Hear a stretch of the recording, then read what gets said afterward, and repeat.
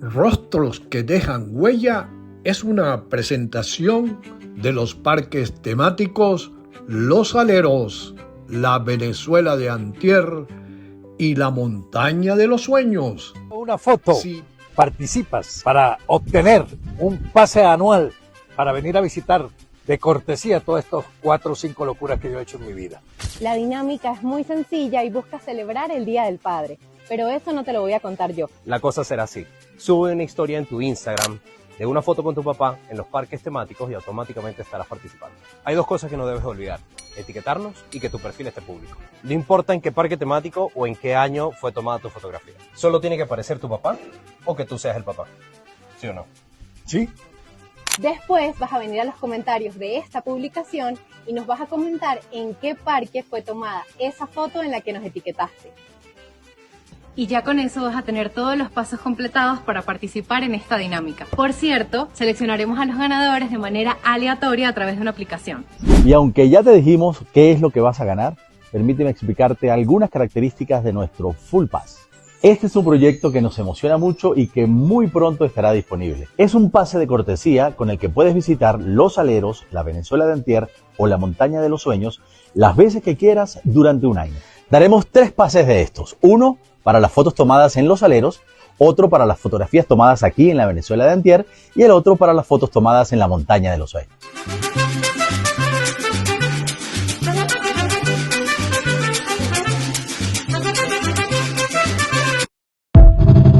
Campo Rico es la marca. Pruebe el queso amarillo de búfala, la crema de leche o natilla y el requesón. Sin discusión, Campo Rico es la marca.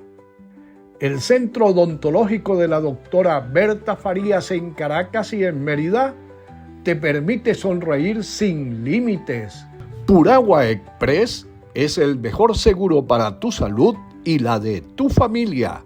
Y ahora, para tu comodidad, te ofrece el envase de 4 litros y el de medio litro de agua purificada. Puragua Express en el Centro Comercial Alto Chama. ¡Pare de sufrir! Si tiene plagas en su casa, comercio o industria, Fumigaciones Mahoma se las exterminará. Contamos con productos de alta calidad, supervisados por profesionales capacitados y debidamente certificados por todos los organismos competentes. Disfrute de un ambiente saludable y libre de plagas gracias a Fumigaciones Mahoma. No importa si lo prefieres guisado, asado o frito. Lo importante es que este pollo es criollito.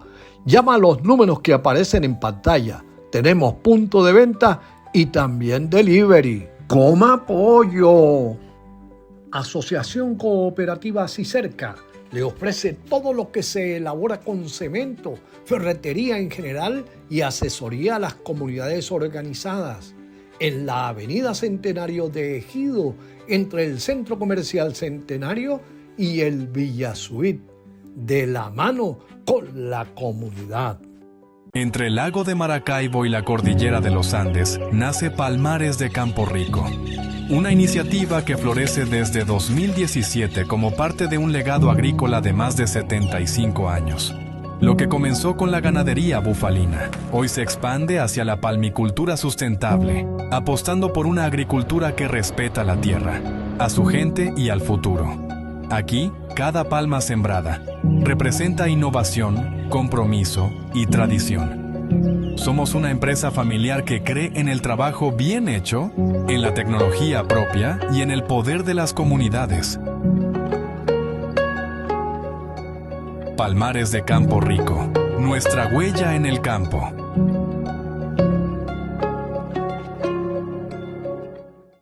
Este es el mensaje de civismo. Si eres conductor o peatón, demuestra tu civismo cumpliendo lo establecido en la ley de tránsito. Practiquemos el civismo todo el tiempo. Este fue el mensaje de civismo.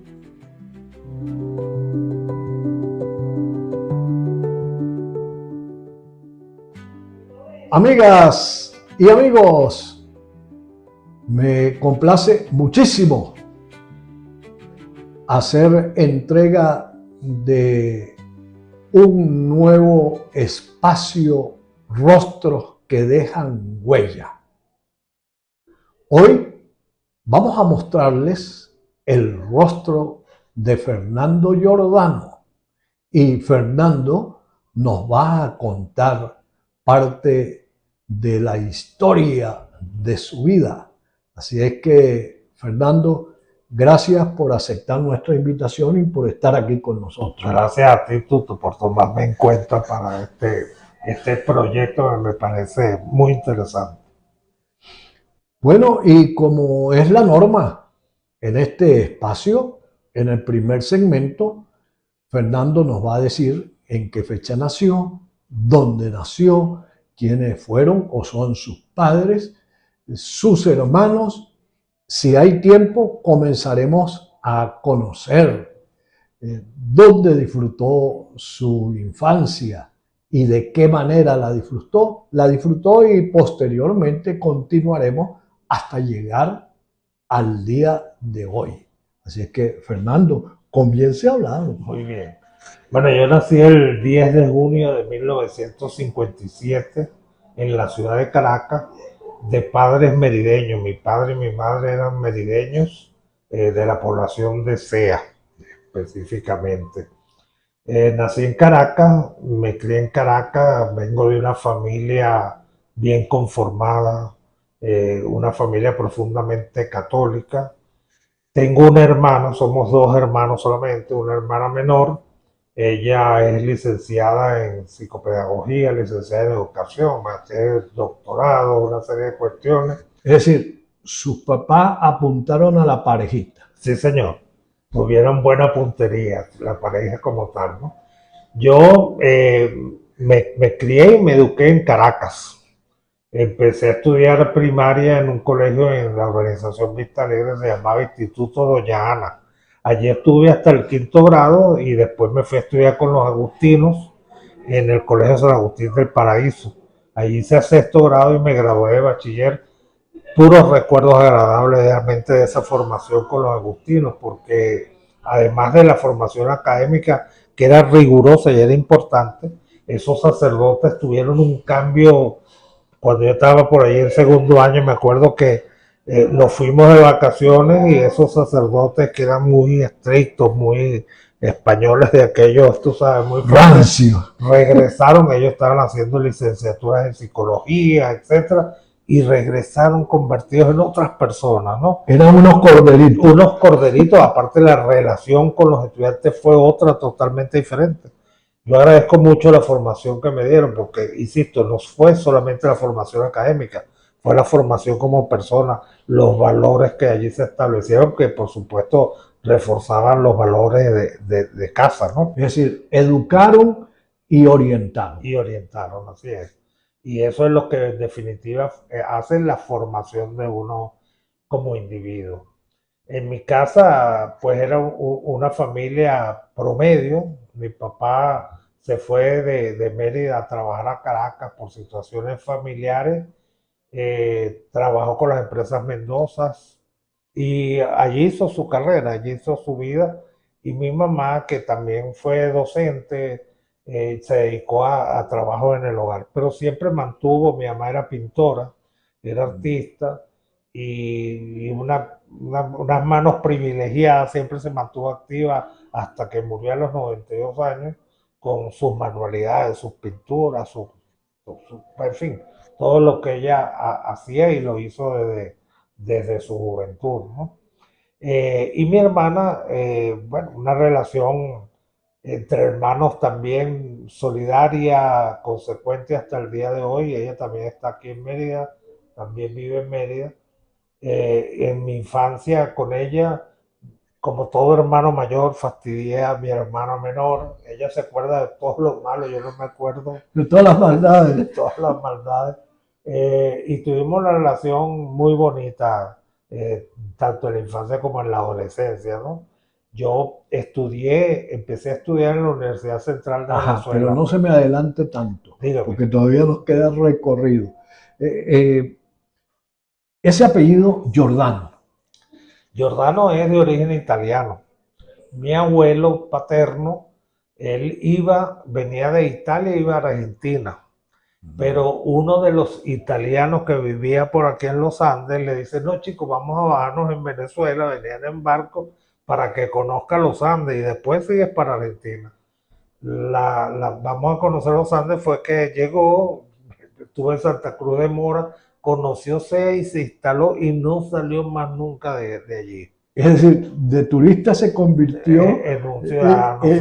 en un ciudadano Así es. a carta cabal. Y tuvo una particularidad, si lo comparamos con otros italianos. Por supuesto, él traía muchos adelantos de Europa y se convirtió allí en CEA en un ícono. ¿Sabes en qué año llegó a Venezuela? Oye, no lo preciso, pero no lo preciso exactamente, no lo recuerdo.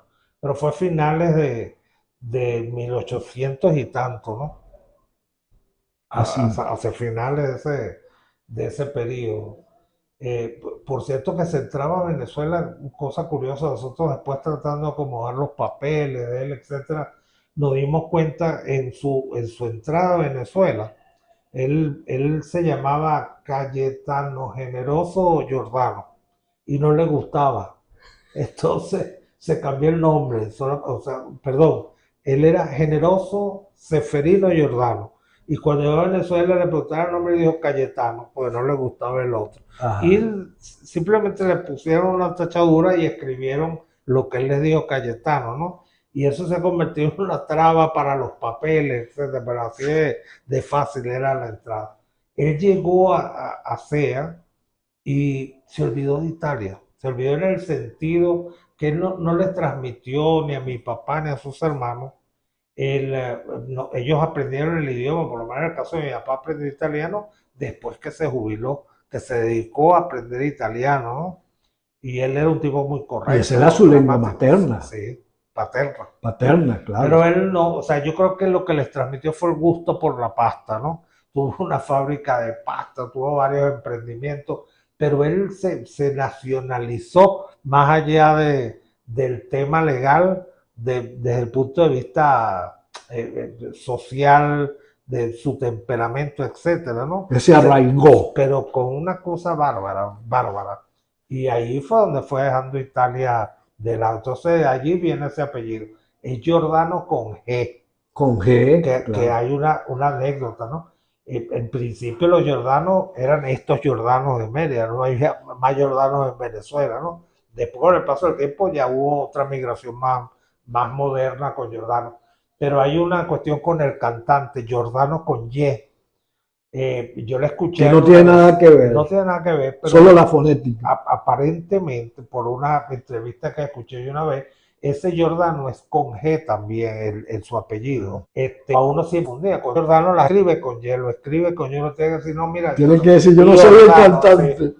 Entonces, ¿qué hizo el cantante? Bueno, si la gente se confunde, pongámonos el nombre artístico. Queremos que nos hable un poquito de su mamá. Bueno, mi mamá, Margarita Morales de Giordano, también de CEA. Mi mamá fue una mujer estupenda, fue la directora de la orquesta, ¿no? Mi papá era el tipo bonachón, el que tú le pedías, papá, dame un bolívar y te daba dos, ¿no?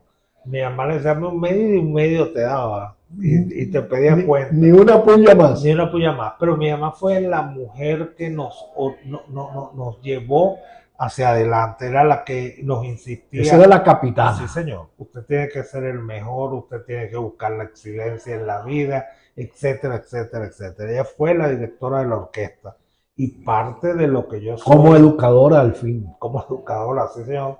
Se lo debo a ella, porque fue la que tuvo esa tenacidad y ese buscar dentro de uno cuáles eran las cualidades, cuáles eran las actitudes positivas para poderlas explotar, ¿no? Y además fue la que le acompañó. Mi papá trabajaba durante todo el día y mi mamá era la que vamos para la natación, vamos para la música, vamos para acá, vamos para allá y tal. ¿Y vivieron en SEA siempre o Ellos, fíjate, cuando se mudan? Que échenos ese mi cuentito. papá y mi mamá curiosamente eran vecinos en SEA. O sea, la casa de mi papá, su casa paterna y la casa paterna de mi mamá estaban una al lado de la otra. Pero ellos aquí no tuvieron romance, ni tuvieron nada. Mi papá se fue primero y mi mamá se fue después. Mi mamá quería ser médico y no pudo serlo porque sus hermanos se opusieron, una mujer médico y tal. Entonces terminó pues siendo docente, estudió pedagogía. Eh, y en Caracas es donde ellos realmente se conocen, se enamoran, o ya se conocían, se enamoran y se casan. Y en Caracas vivieron 40 y tantos años. Y ya en su retiro, después de la jubilación de mi papá, decidieron regresar otra vez a Mérida y se instalaron aquí. En Mérida. En Mérida, aquí en Mérida. Entonces ya no regresaron a SEA, pero regresaron a Mérida y se instalaron en Mérida. En Mérida murieron. ¿Okay? Y mi mamá, insisto, fue ese motor, en la que llevaba la batuta como tal. Y por supuesto, con el acompañamiento de mi papá, pero mi mamá fue la que insistía y la que nos sembró ese gusanito de aprender y de buscar siempre la excelencia. Nos repetía siempre, uno tiene que apuntar a lo más alto porque en el camino lo que consigas va a ser positivo, aunque esa meta a lo mejor nunca la llegues a alcanzar. Pero ¿no? hay que intentarlo. Pero hay que intentarlo, así es. Fernando, regresemos a tu infancia, porque eso fue en Caracas, de En acuerdo Caracas. con lo que tú nos has orientado. Sí, bueno, mi infancia, yo la verdad siempre he dicho cuando, tú sabes, los políticos cuando hablan por allí que yo tuve una infancia infeliz, tuve mucho trabajo, la mía no. Yo tuve una infancia feliz en una casa donde me quisieron, mi hermano, con una familia que me consentía y donde no me faltó nada, gracias a Dios.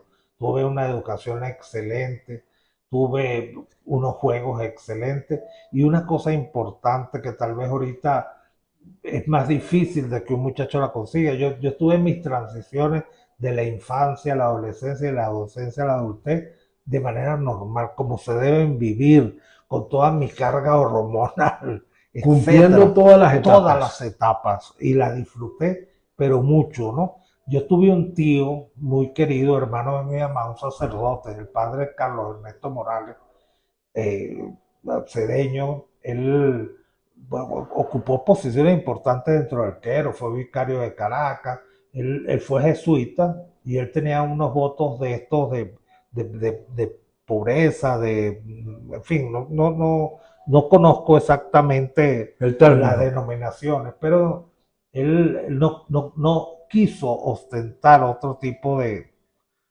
cargos dentro de la iglesia, pero fue párroco de la iglesia de Candelaria en Caracas. De manera que parte de mi infancia yo la tuve también al lado de él. O sea, para mí la iglesia de Candelaria además de una institución religiosa, era un sitio de juego, ¿verdad? Yo estaba allí donde estaba enterrado José Gregorio Hernández, eso para mí era muy significativo, las misas de los domingos, por lo menos de la colonia portuguesa. Y mi tío fue un tipo muy participativo que nunca dejó una homilía sin hacer reflexiones sobre la justicia social, el amor al prójimo, etc. Mi tío era un tipo muy preparado, él me dio clases, o sea, yo me iba a veces con él de vacaciones, entonces me daba clases de inglés, clases de esto, hablábamos de filosofía y tal. Fue otro factor bastante importante en mi infancia como formación, como persona. ¿Y tenías algunos juguetes que Sí, te mira, apasionaban? yo tuve muchos juguetes, pero hubo dos juguetes, aparte de una calidad, dos juguetes que para mí fueron muy importantes. Uno era un juego de Mecano, no sé si lo llegaste a conocer. El Mecano era un juego de piezas metálicas que le permitieran a uno armar estructuras, incluso trabajar con algunos pequeños Era como una motores, especie de etcétera. rompecabezas, ¿no? Sí, Tú te ibas era armando. un jueguito, o sea, tú Claro. podías hacer grúas, Grúas, carros, claro. en fin. Y ese juego lo ibas ampliando con más piezas. Ese juego para mí, o sea, fue toda la vida, ¿no? Y tuve un proyector de estos no era un carrusel de diapositivas, pero un proyector que tenía unas pequeñas historias en unas tiras horizontales que uno lo introducía y proyectaba en una pared, pues en una sábana. Tal. Claro. Ese fue otro juguete para mí extraordinario porque descubrí el acetato y empecé a hacer mis propias caricaturas y mis propios cuentos y tal.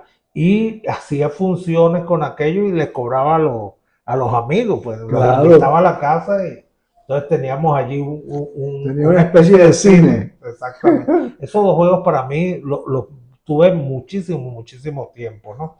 Además de otros, o sea, tuve otros juegos, pero esos dos que recuerdo con más afecto, ¿no? Y que duraron más tiempo, me mantuvieron ¿Y los más cuidabas? tiempo. Mucho. Además, el proyector este de los cuentos, la diapositiva, también me servía como linterna, ¿no? Entonces tenía mucha función. Yo fui un niño con una imaginación muy fértil, ¿no? Y hice cosas, yo fui amante de las comiquitas de Superman. O sea, realmente Superman era mi ídolo. Yo quería ser como Superman. Y llegué a pensar, estando muy pequeño, 5 o 6 años, que yo podía encontrar la fórmula de de la superfuerza y de los poderes y tal. Y empezaba a hacer experimentos. ¿Y trataste de volar alguna vez? ¿Ah? ¿Trataste de volar alguna vez? No de volar, ¿no? Pero por lo menos mis experimentos se los administré a algunos de mis amigos para que lo bebieran. O sea, yo no me lo tomaba, pero busqué con ellos de a ver si me funcionaba, ¿no? Entonces, fue una de las inquietudes que tuve en la infancia. Hoy les estamos mostrando el rostro de Fernando Giordano y él contándonos parte de la historia de su vida.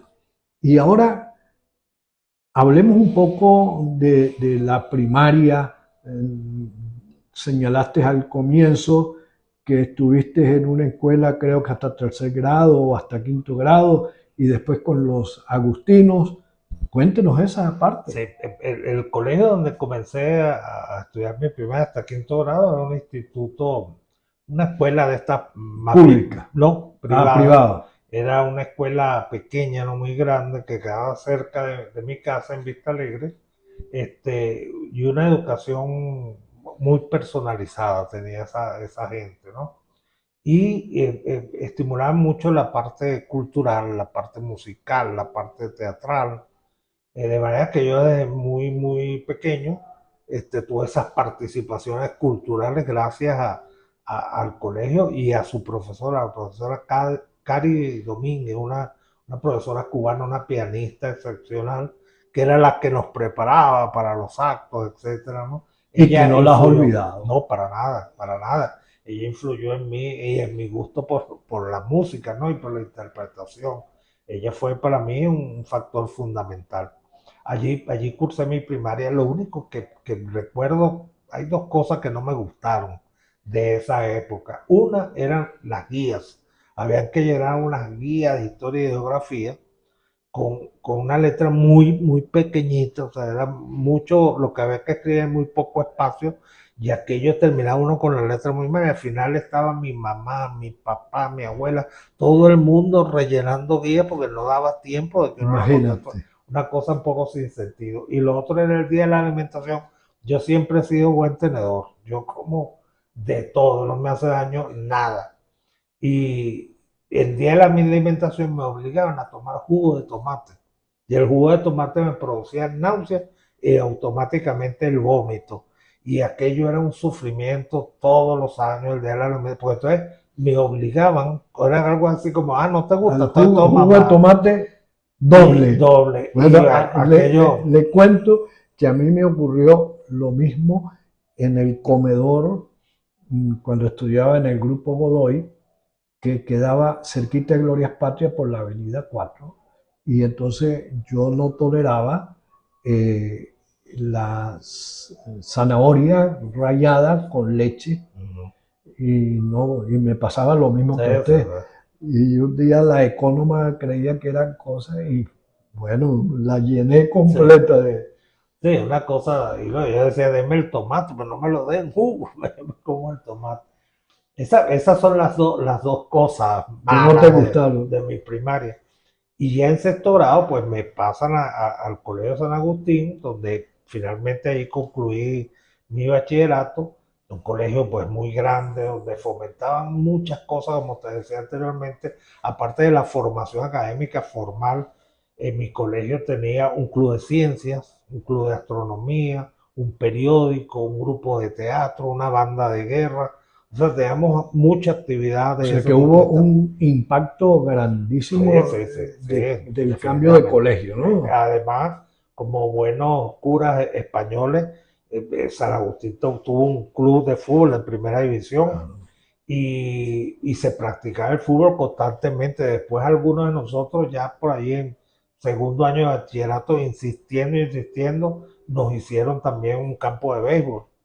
Entonces teníamos béisbol y teníamos el fútbol y teníamos el voleibol y teníamos, o sea, mucha actividad deportiva. ¿Practicaste algún Sí, deporte cómo no. El fútbol de competencia? El Pues? fútbol era obligatorio. Claro, No fui un gran jugador de fútbol, pero me gustaba, ¿no? pero sí pateaba algo. Sí, sí. Pero jugué más béisbol. Ah. El béisbol sí lo jugué y lo ¿Y te dominé, gustaba más? y me gustaba más.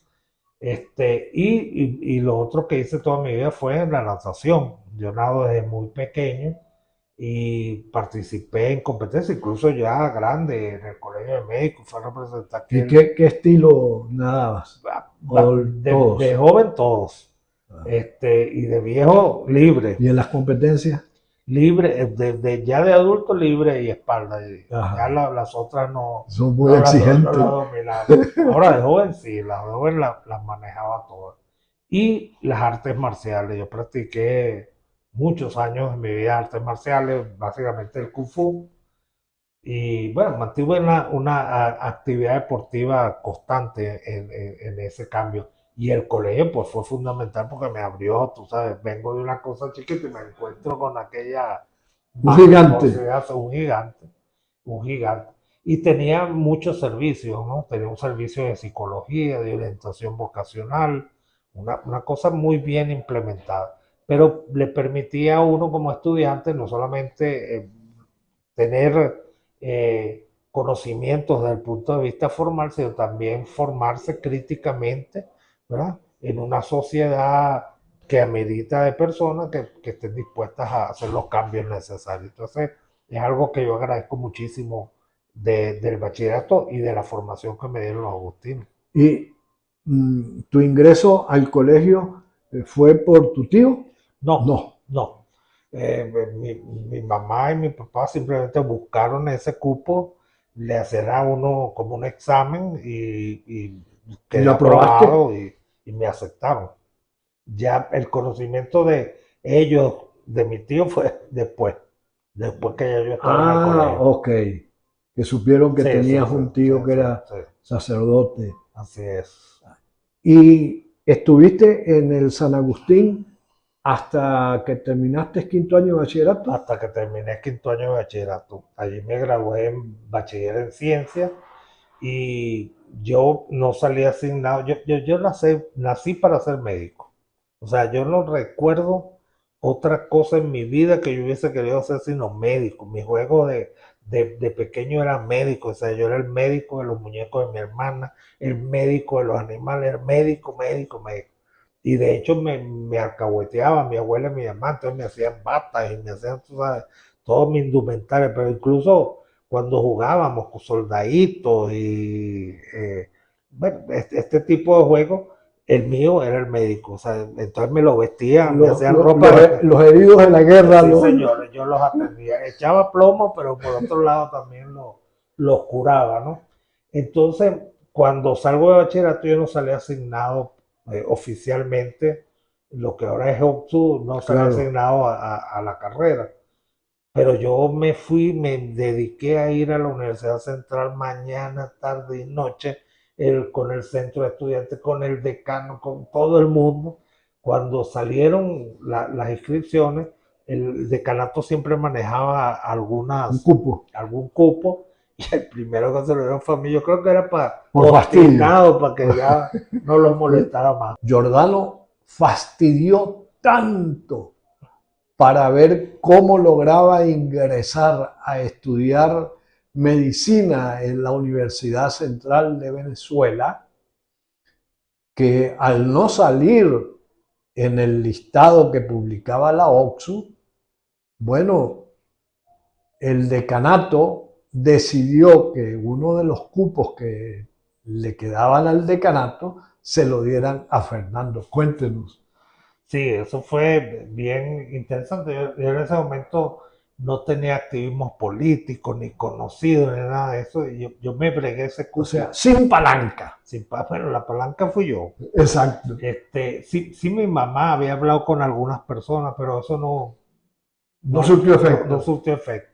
Pero insisto, o sea, era tal ahí allí Era con una ellos obsesión, ¿no? que me lo dieron, pues me dieron el cupo, empecé a estudiar en la Universidad Central, un sistema que había para ese momento, no sé si ahorita lo conservan, un básico bastante raro, porque tenía una serie de materias que ahora que soy médico con tanta experiencia, nunca les llegué a ver ni en aquel momento ni ahora cuál es la utilidad que pueden tener para la carrera de medicina y para la formación académica de un médico, ¿no? Pero bueno, así era. Yo estructuré mi tiempo porque en teoría eran 2 semestres que no se podían hacer en 2 semestres porque no había cupo para entrar ni en la Vargas ni en la Rossetti. Entonces estructuramos un grupo, pues nuestro semestre de manera tal de no estar con tiempo ocioso, ¿no? Así fue, pero por mi activismo estudiantil empecé a tener problemas severos con algunas personas, tuve que irme de la universidad. De la De central. la central. Tuve que dejar la central y me fui a México. Estuve en México un par de años, 2 años y medio aproximadamente, y ya después sí pedí la equivalencia Pero fuiste a México a a estudiar estudiar, medicina, por a supuesto. estudiar medicina. ¿Y en qué universidad en México? En la Universidad Autónoma de Guadalajara, Ajá. dependiente de la UNAM. Allí estuve 2 años, estuve 2 años y medio, pero 2 años de estudio.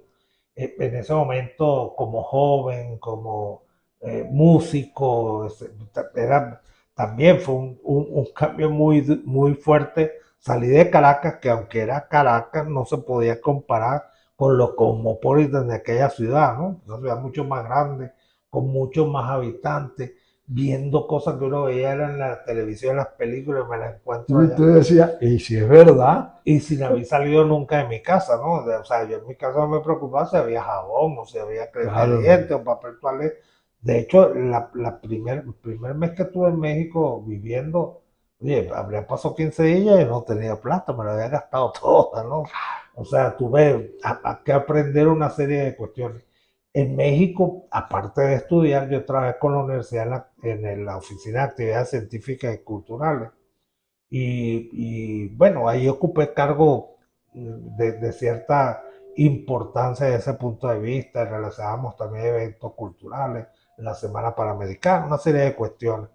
Y en México me rebuscaba con la música. Entonces a veces iba y tocaba bajo con un grupo de esos de tropical y los otros por aquí y por allá. Y hasta cuñas hicimos en México. Tuvimos dos grupos importantes, un grupo que se llamaba Seis por Derecho. ajá. Éramos 6 venezolanos. Había una pareja que estaba haciendo doctorado, estudiantes de ingeniería, estudiantes de medicina, y hacíamos un grupo de música folclórica latinoamericana. Y con ese grupo recorrimos, o sea, el turismo que hice en México lo hice gracias a la música, A la ¿no? actividad Que me musical. permitió ir para acá, para allá y conocer otras ciudades y otras culturas. Llegó un momento que tuve que decir, o soy músico o soy médico, ¿no? Bueno, y también el problema económico, vino el Viernes Negro, una serie de cosas, y yo no quería que mi papá se esforzara innecesariamente. Allí me regreso, pido equivalencia en la Universidad de los Andes y me quedé en Mérida. O sea, no regresaste a la UCB. No. Regresé a Mérida y me pasó lo de mi abuelo. Pero aquí fue de Caracas a Mérida. Llegué a Mérida, me enamoré de Mérida y me quedé en Mérida. Y te enamoraste en Y Mérida. me enamoré en Mérida. Que más tarde vamos a hablar de eso. Así fue, así fue. Y ya, bueno, ya aquí terminé Aquí mi llegaste carrera. a estudiar ¿qué año de medicina? No fue un año, yo estudié por semestre por semestre. y la equivalencia, pues había materias de aquí y de allá, tuve que hacer algunas materias hasta ir completando, ya, bueno, después me fui a pasantía y aquí en Mérida hice toda mi carrera, o sea, aquí hice la carrera de pregrado, aquí hice mi internado rotatorio, aquí hice mi residencia y finalmente ingresé al servicio de urología del hospital universitario a hacer mi posgrado. Me desarrollé aquí de la mano del doctor José Enrique Machado, el doctor Segundo Ortiz, Nerio Calderón y el doctor Rafael Guzmán y después el doctor Henry Sal. Ellos fueron mis mentores, mis tutores.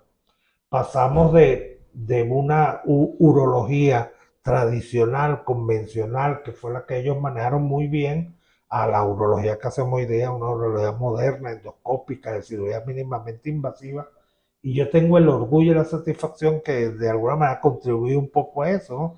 Yo hice mi posgrado acá, como al año de haber egresado, abrieron unos concursos, ingresé como adjunto, gané ese concurso y ingresé como adjunto a la cátedra de servicio de urología y ahí empecé con este afán de introducir esa urología moderna. Me formé y empezamos a hacer este tipo de cirugías en el hospital y se convirtió en rutina, ¿no? En ese interín fui director del hospital universitario, también en un momento difícil porque el hospital estaba cerrado por huelga de los trabajadores, una serie de cuestiones, y me tocó a mí pues, llegar a convencer a toda aquella gente de abrirlo, cosa que pudimos hacer gracias a Dios, y bueno, funcionamos más o menos bien, aunque yo no estudié para administrar y siempre tomé aquello como una cosa momentánea, pasajera, pues me tocó desempeñarlo y ya hubo un momento y dije, ya hice mi trabajo, yo me voy a mi trabajo clínico, en mi servicio, ¿no? Pero en ese tiempo hice un posgrado en gerencia pública. De manera que hice mi posgrado en la Universidad de los Andes de Urología, hice el posgrado con la Universidad de Quebec en gerencia pública. Ahorita sigo estudiando, estoy haciendo un doctorado en ciencias educativas.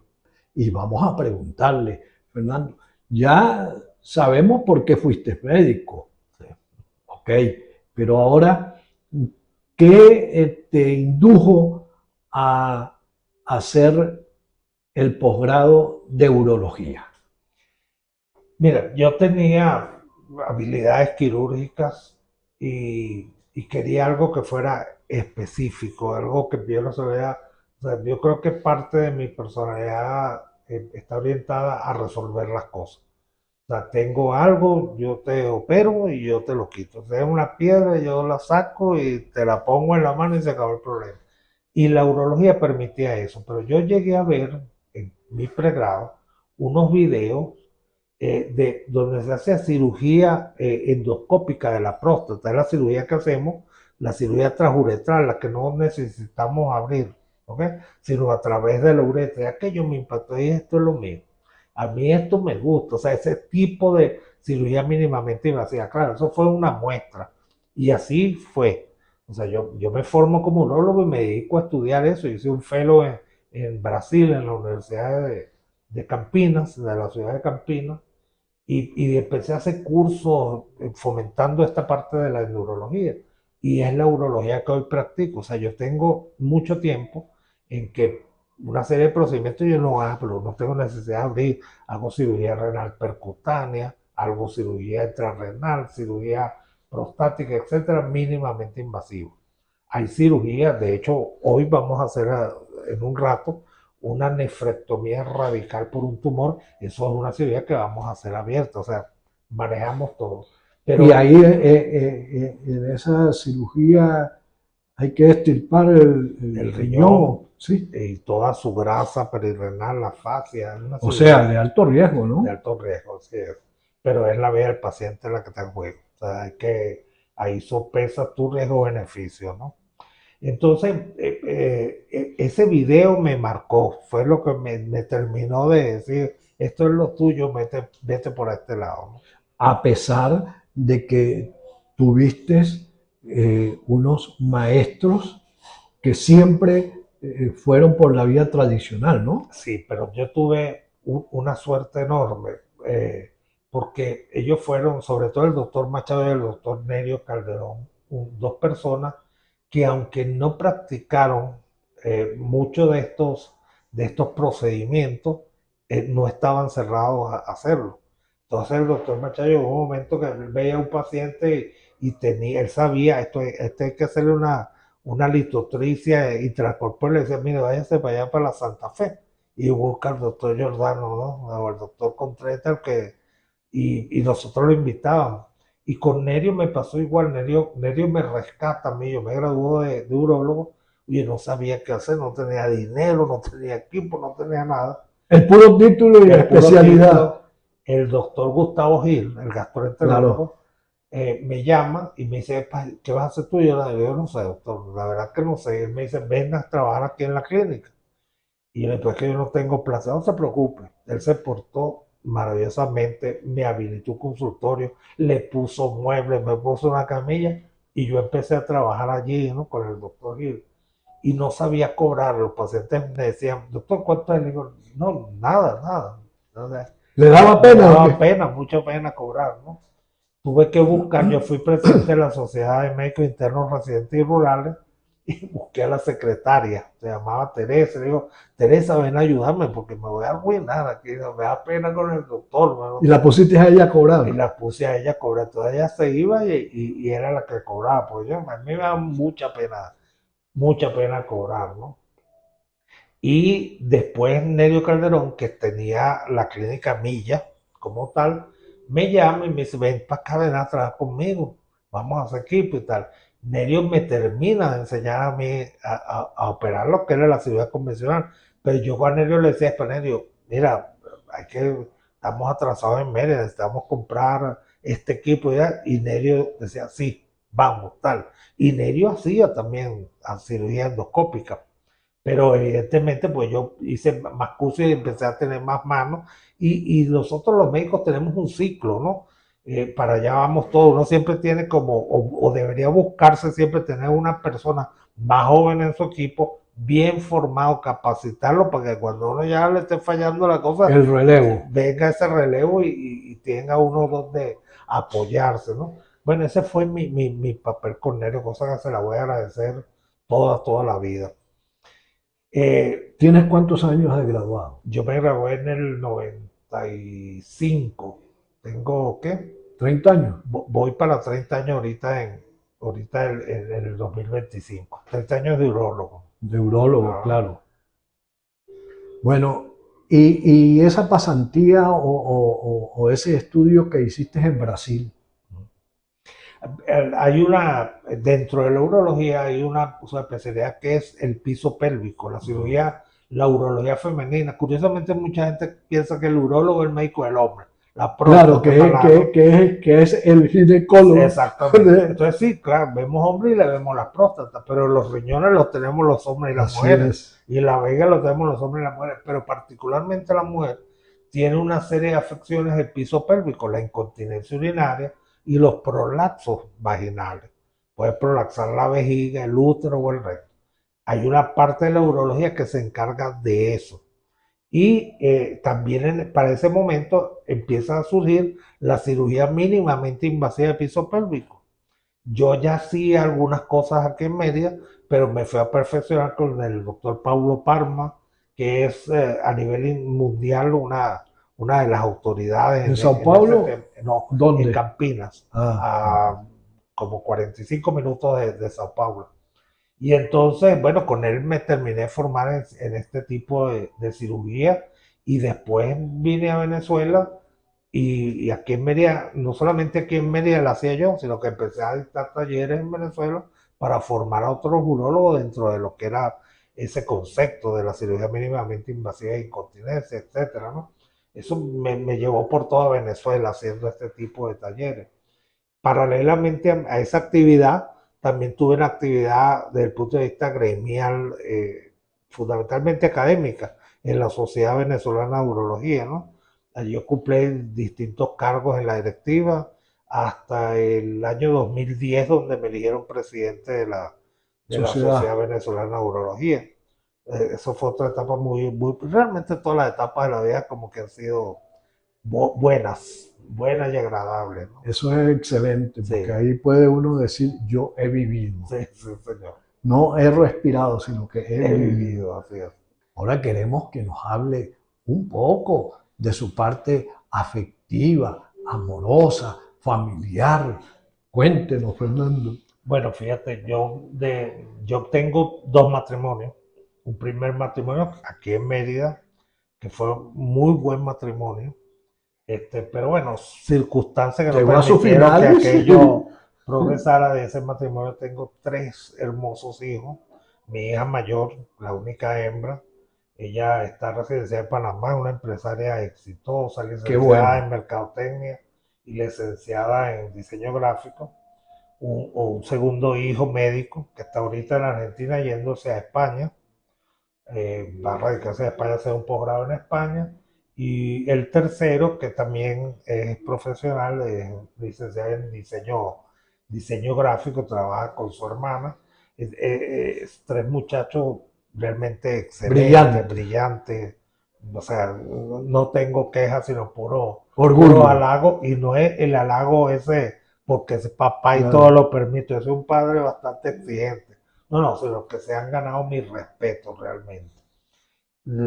Tengo un segundo matrimonio, o sea, actualmente estoy casado con un neurólogo, la doctora Lina Ángel Quintero, cirujano neurólogo también, y de ese matrimonio tenemos 2 hijos, excelentes muchachos también. Uno acaba de salir del bachillerato, se inscribió ayer en comunicación social aquí en la universidad. Qué bueno. Tiene por ese lado esa inquietud y por el otro el querer ser piloto.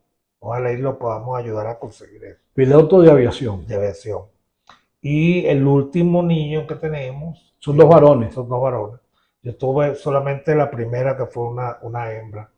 El último niño, Luis Fernando, es un niño especial. Él es un niño Asperger, brillante. Realmente yo lo considero un genio. O sea, no deja de sorprenderme todos los días, con un carácter muy difícil y con unas relaciones interpersonales bastante difíciles también. Pero desde muy pequeño nos dimos cuenta, a los 2 años y medio, que tenía la condición, y hemos tratado de ayudarlo, ¿no? Tengo un matrimonio feliz, con una persona con la cual decidí yo compartir el resto de mi vida, y nos va muy bien, con altas y bajas, como tienen todas las parejas, pero con mucha tranquilidad desde el punto de vista afectivo, ¿no? Y bien encaminados hacia el futuro. ¿Y es merideña? No. No, ella también es caraqueña, También es que. pero de padre merideño, de Cacute, y la mamá es de La Guaira. Y bueno, igual se vino aquí con su papá, y aquí se instalaron, aquí se quedó, pues. Entonces, nosotros somos merideños recauchados. ¿Y ella hizo el posgrado aquí? Hizo el posgrado aquí, ¿Allí la conociste? ahí la conocí, y también ha hecho pues su capacitación. Ella está muy dedicada a la parte de piso pélvico, estudios urodinámicos, etcétera. Modestia aparte, una de las personas que más sabe de esto en el O sea, país. que te hace la competencia. Sí, me hace la competencia, claro que sí. Una competencia sana, además. Ahí sí, como pareja profesional, ahí nos complementamos. Por supuesto que sí. Pero excelente, me parece extraordinario, ¿no? Y como familia, mis hijos, los 5 se llevan muy bien. O sea, son 5 hermanos que se quieren, que se apoyan. Mis hijos mayores a los menores, estamos todos pendientes. Casualmente, yo tengo 2 nietos de mi hija, que es la que está casada ya con hijos. A mi nieta la conocí, nació aquí en Mérida, es merideña, pero a mi nieto es panameño, pues nació allá. Y bueno, por estas circunstancias legales, el niño no podía venir, ni yo tenía visa para entrar a Panamá, y en eso estuvimos hasta mayo de este año, que pude sacar la visa y tuve la oportunidad de ir a visitarle y a conocer a mi nieto. Bueno, conocíamos por Imagínate, WhatsApp. solo por Sí. videollamada. Y ya tiene 6 años, o sea, no estamos hablando Tiene de 6 años. 6 años, pero bueno. Yo pensé que estaba recién No, nacido, imagínate. 6 años, pero había sido realmente imposible. No era porque no lo ¿Y habíamos cómo fue ese ganado. encuentro? Oye, o sea, con mi nieto, fíjate que yo pensé, yo voy a ir a ser abuelo, porque no he podido ser abuelo, es decir, sigo siendo el papá.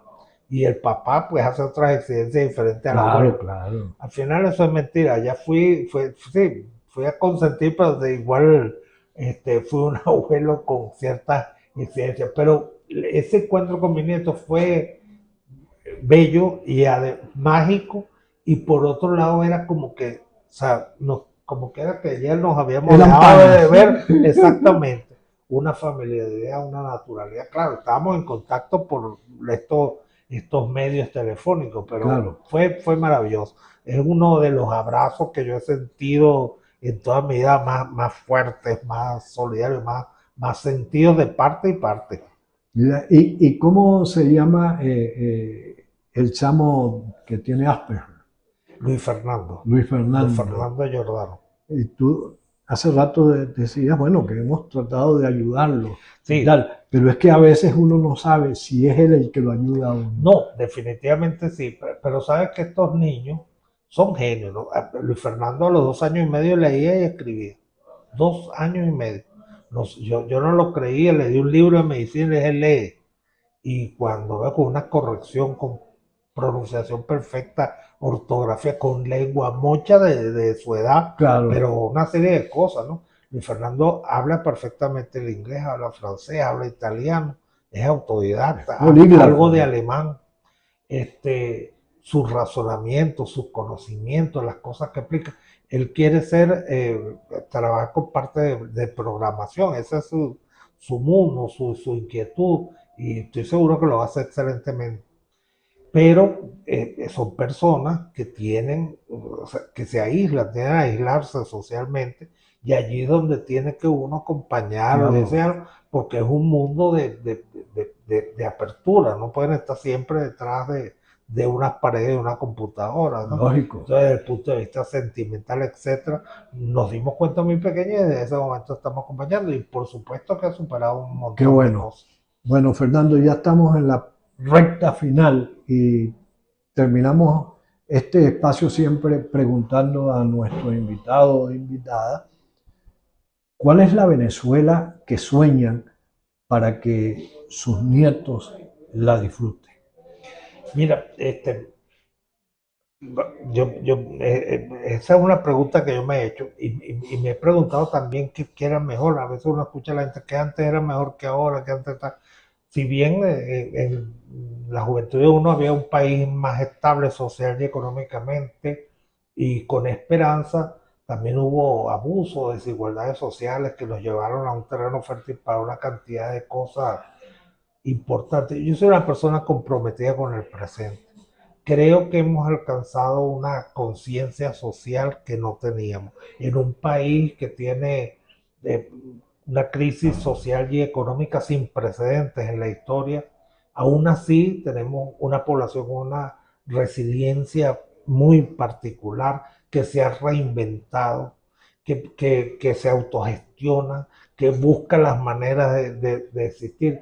Pero para mí lo más importante es que hemos desarrollado una conciencia colectiva de una necesidad de cambios profundos. Y eso es importantísimo. Hoy somos un país con una población que está más consciente de los problemas estructurales del país. Y creo que como humanos, personas inteligentes, esa conciencia colectiva nos debe llevar a corregir los errores que se cometieron antes y que se siguen cometiendo ahora. El país que yo quiero para mis hijos y para mis nietos es el de la solidaridad, el país de haz el bien y no mires a quién, el país del respeto a las ideologías, aunque no sea la que yo profese, debo respetar las ideologías. Eso de que cabemos todos, yo tampoco lo comparto. Yo no quiero un país donde quepan asesinos y donde quepan gente extremista y totalitaria. Yo eso no lo quiero. Agradecemos muchísimo a Fernando Giordano. Gracias a ti por una tertulia muy agradable. Haber aceptado esta invitación y por habernos permitido mostrar su rostro y conocer parte de la historia de su vida. A ustedes, gracias por la audiencia. y será hasta otra oportunidad en que podrán ver un nuevo rostro y conocer una nueva historia. Rostros que dejan huella fue un obsequio de los parques temáticos Los Aleros, la Venezuela de antier y la Montaña de los Sueños. Una foto, Sí. participas para obtener un pase anual para venir a visitar de cortesía todas estas 4 o 5 locuras que yo he hecho en mi vida. La dinámica es muy sencilla y busca celebrar el Día del Padre, pero eso no te lo voy a contar yo. La cosa será así. Sube una historia en tu Instagram de una foto con tu papá en los parques temáticos y automáticamente estarás participando. Hay 2 cosas que no debes olvidar: etiquetarnos y que tu perfil esté público. No importa en qué parque temático o en qué año fue tomada tu fotografía. Solo tiene que aparecer tu papá o que tú seas el papá. ¿Sí o no? ¿Sí? Después vas a venir a los comentarios de esta publicación y nos vas a comentar en qué parque fue tomada esa foto en la que nos etiquetaste. Y ya con eso vas a tener todos los pasos completados para participar en esta dinámica. Por cierto, seleccionaremos a los ganadores de manera aleatoria a través de una aplicación. Y aunque ya te dijimos qué es lo que vas a ganar, permíteme explicarte algunas características de nuestro Full Pass. Este es un proyecto que nos emociona mucho y que muy pronto estará disponible. Es un pase de cortesía con el que puedes visitar Los Aleros, la Venezuela de antier o la Montaña de los Sueños las veces que quieras durante un año. Daremos 3 pases de estos. Uno para las fotos tomadas en Los Aleros, otro para las fotografías tomadas aquí en la Venezuela de antier y el otro para las fotos tomadas en la Montaña de los Sueños.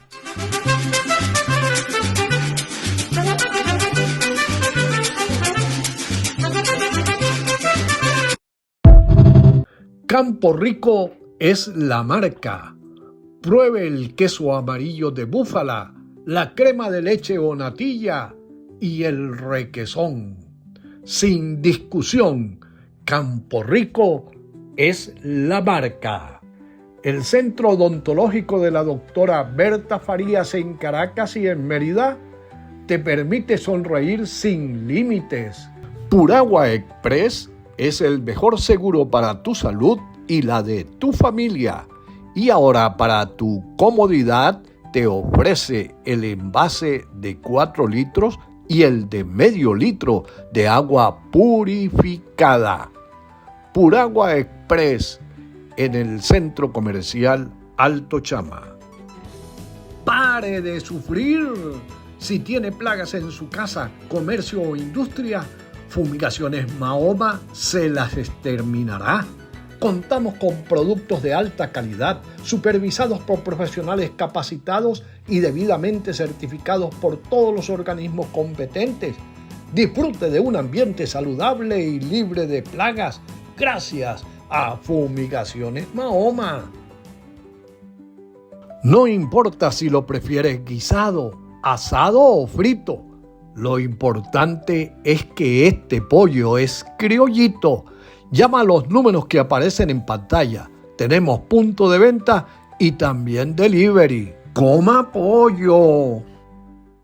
Asociación Cooperativa Cicerca le ofrece todo lo que se elabora con cemento, ferretería en general y asesoría a las comunidades organizadas. En la Avenida Centenario de Ejido, entre el Centro Comercial Centenario y el Villa Suite, de la mano con la comunidad. Entre el lago de Maracaibo y la cordillera de los Andes nace Palmares de Campo Rico, una iniciativa que florece desde 2017 como parte de un legado agrícola de más de 75 años. Lo que comenzó con la ganadería bufalina, hoy se expande hacia la palmicultura sustentable, apostando por una agricultura que respeta la tierra, a su gente y al futuro. Aquí, cada palma sembrada representa innovación, compromiso y tradición. Somos una empresa familiar que cree en el trabajo bien hecho, en la tecnología propia y en el poder de las comunidades. Palmares de Campo Rico, nuestra huella en el campo.